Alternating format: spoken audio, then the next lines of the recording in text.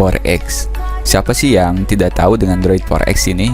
Ya, rekan-rekan juga mengetahui bahwasanya Droid 4X ini bisa dijadikan pilihan yang menarik ya untuk Anda, dimana sebuah emulator ini dapat dijalankan walau hanya PC mempunyai RAM-nya 1 GB. 1 GB loh. Kemudian kelebihan yang selanjutnya di Droid 4X ini yang membuatnya menarik adalah dukungan add-on-nya, yang dimana kita bisa memungkinkan mengontrol game kita itu melalui smartphone kita, jadi dikoneksikan dan dihubungkan. Misalnya ketika rekan-rekan ingin bermain kayak Asphalt 9 ya, yang game mobile kayak gitu, jadi rekan-rekan bisa memainkan game tersebut melalui controller lewat smartphone ya, dengan menggunakan accelerometer dari Droid 4X nya itu sendiri ya. Kemudian kita juga kalau di emulator termasuk di Droid 4X ini juga kita bisa mengcustomisasi layout ya, atau kayak mapping istilahnya ketika kita akan bermain game atau pada saat kita bermain game. Oke, penasaran dengan Droid 4X ini? Mari kita install ya. Sebelum install, rekan-rekan harus tahu dulu ya sistem requirement-nya. Ini adalah spek minimum dari Droid 4X ya, OS-nya tidak neko-neko ya. Windows 7 sampai 10 ya, tentunya rekan-rekan juga sekarang sudah rata-rata Windows 10 ya. Boleh 32 atau 64 bit. CPU nih 2 core, boleh install Droid X karena Droid X paling ringan. GPU-nya yang memiliki OpenGL 2 ke atas. RAM-nya 1 GB nih, boleh. Rekomendasinya sih 4 GB ya, sama ya memori sama RAM. Kemudian untuk file sheet-nya ini untuk instalan kliennya itu 8 MB. Namun tenang saja rekan-rekan, mendownload dari sini juga boleh ya. Tinggal masuk ke websitenya droid4x.cc, tinggal klik download for Windows atau Mac. Dan tenang saja, saya juga akan cantumkan link untuk downloadnya ya, yang offline installernya ya, besarannya di sini sekitar 300 MB-an lah. Rekan-rekan bisa mendownloadnya langsung dan link bisa menginstalnya di komputer rekan-rekan. Oke, langkah selanjutnya kita langsung saja ya menginstalnya. Di sini saya sudah mempunyai Droid 4X-nya. Kita tinggal double klik aja untuk menginstalnya. Tampilannya kayak gini ya. Ya klasik lah. Kemudian untuk menginstalnya tinggal di next. Kemudian kalau bahasanya tidak kebaca, abaikan aja ya.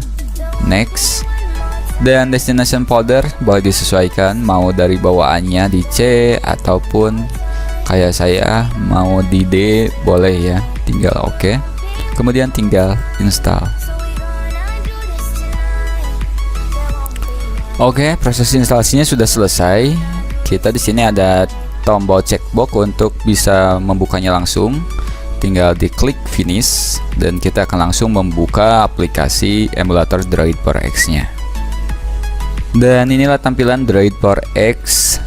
Saya tidak tahu ya apakah ini masih terus diperbaharui atau tidak dari Droid 4X ini. Intinya emulator ini adalah emulator yang versi paling carry atau paling ringan ya untuk spek komputer kita. Ya, untuk memainkan game-game yang slow kayak gitulah ya. Dan sekarang kita akan coba sistem yang digunakannya apa saja sih. Oke, inilah dashboard di Droid 4X ya. Ya, bahasanya bahasa Cina nih kayaknya ya. Tinggal di next aja. Nah, ini kita sudah masuk di dashboardnya ya. Yang pertama, kita di sini tidak ada konten karena si Droid 4X ini kayaknya dia regionnya di Cina. Kemudian di menu yang kedua ada desktop, aplikasi bawaan dari emulator si Droid 4X ini. Ada downloadan, ada SuperSU ya untuk ngerut lah kayak gitu. Kemudian untuk settingan Androidnya, bisa rubah bahasa dan sebagainya. Kita intip ya, sekarang kita dibekali Android berapa nih? Oke, ya ini kita dibekali dengan Android versi 4. Nah, KitKat ya.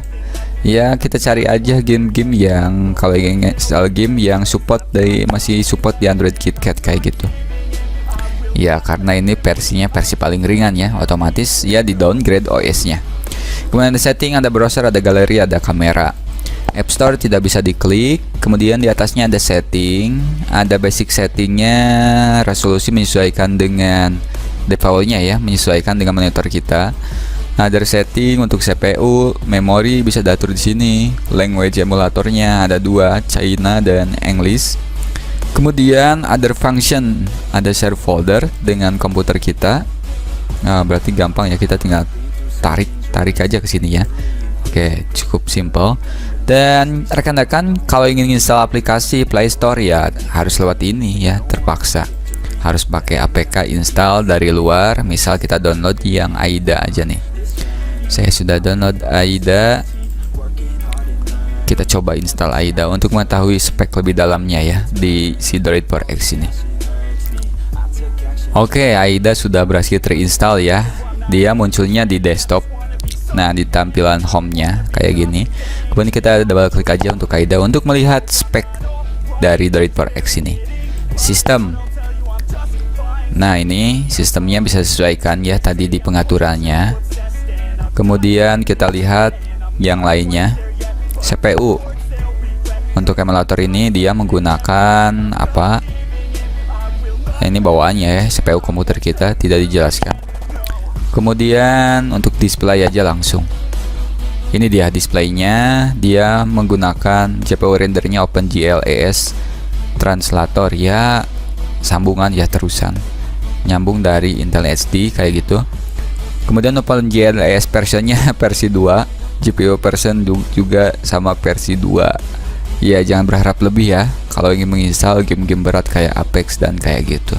Tidak bisa di sini, hanya untuk game-game yang slow-slow aja. Dikhususkan untuk game yang offline ataupun kayak gitulah. Itulah ya bagaimana cara menginstal, dan kita sudah melihat beberapa tampilan home dan fitur yang ada di Droid Power X. Untuk aplikasi berjalannya kita lihat di Task Manager, dia memakan resource dari komputer ini berapa sih RAM-nya. Bisa rekan-rekan lihat Droid Power X ini memakan RAM-nya itu tidak terlalu besar juga ya, hanya 300 MB-an. Emulator pas waktu berjalan, beda lagi nanti pas jalan lagi dengan gamenya. Mungkin akan bertambah juga sesuai spek dari game tersebut ya, dari emulatornya. Oke, itu rekan-rekan kita sudah membahas tentang Droid Power X. Intinya untuk Droid Power X ini adalah paling ringan, dan tentunya juga kita tidak bisa berharap lebih untuk menjalankan aplikasi atau game yang berat. Simak terus tutorial yang selanjutnya, kita akan bahas emulator terbaik dan teringan yang selanjutnya.